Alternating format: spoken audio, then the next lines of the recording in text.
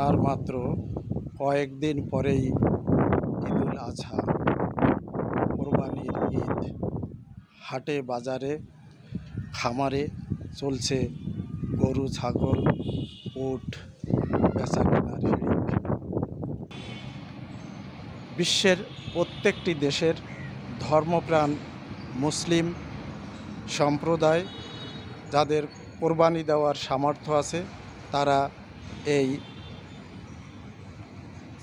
ঈদুল আজহায় পশু কোরবানি দিয়ে থাকেন।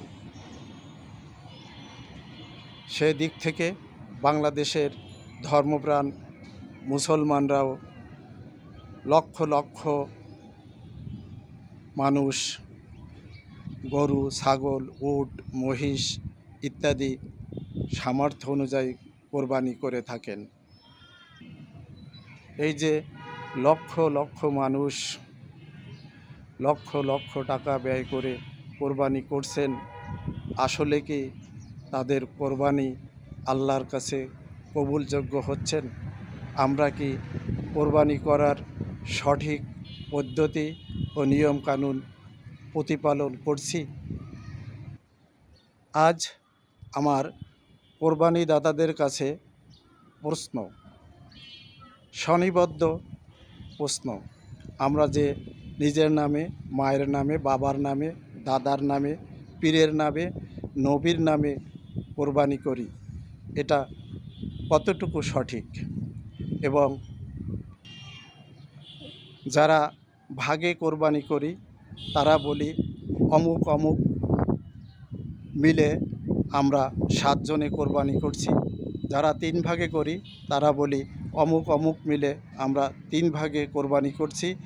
যারা 5 ভাগে করি তারা বলি আমরা অমুক অমুক মিলে 5 ভাগে কোরবানি করছি। আসলে কি এই কথাটি সত্য? আমি আজ উন্মুক্ত জনতার কাছে, বিশেষভাবে যারা কোরবানি করেন, যাদের উপর কোরবানি ওয়াজিব, তাদের কাছে প্রশ্ন রাখছি, কোরবানির সঠিক এবং সত্য কথাটি কি? কোরবানি কার নামে করতে হবে বা করা হয়, এবং কার নামে করলে কোরবানি আল্লাহর দরবারে কবুল হয়? আমার এই প্রশ্ন সকলের কাছে, যারা কোরবানি করেন এবং যারা মুসলিম তাদের সকলের কাছে। আমরা সাধারণত দেখে থাকি হুজুররা আসলে নামের লিস্ট নিয়ে বলেন অমুক অমুক অমুকের পক্ষ থেকে কোরবানি করা হলো, আল্লাহু আকবার বলে ছুরি পশুর গলায় চালিয়ে দেন এবং কোরবানি দিয়ে দেন। এটা কি আসলে কোরবানি হয়? আমি সবিনীতভাবে সকলের কাছে জানতে চাই, কোরবানি কার নামে করতে হবে এবং কার নামে করা ইসলামে যুক্তিসম্মত নয়, ইসলামে পরিভাষায় শুদ্ধ।